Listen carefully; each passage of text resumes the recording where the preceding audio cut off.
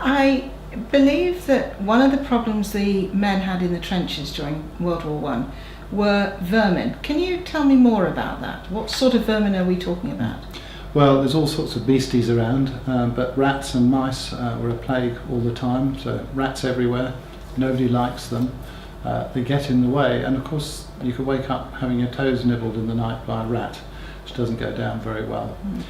So apart from the yuck factor, there's also the problem that they can carry disease. And what sort of diseases? What are we talking about specifically? Well, partly rats and other animals can carry their own parasites, things like lice and ticks that can pass on infections to man, and now spawn typhus. That kind of thing was a problem for the troops. But also they carry other infections in their urine. So when their urine contaminates the environment, people can pick up things like leptospirosis. You might have heard of that because we do see it occasionally, but that can ultimately cause kidney failure or liver failure, and certainly makes people feel very unwell.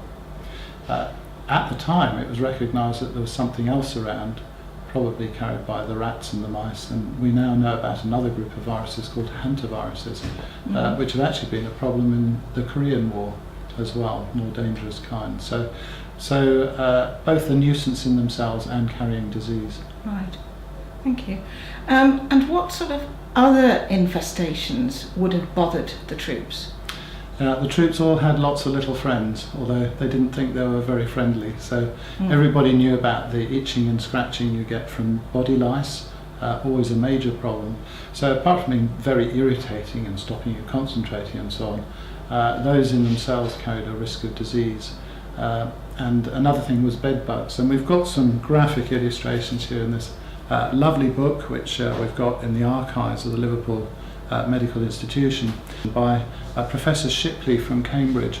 This is called The Minor Horrors of War. In 1915, an instant sellout, so he produced another one called More Minor Horrors of War. But it's a detail of all the sort of parasites and beasties, and here we have lovely pictures of body lice, if you like that sort of thing.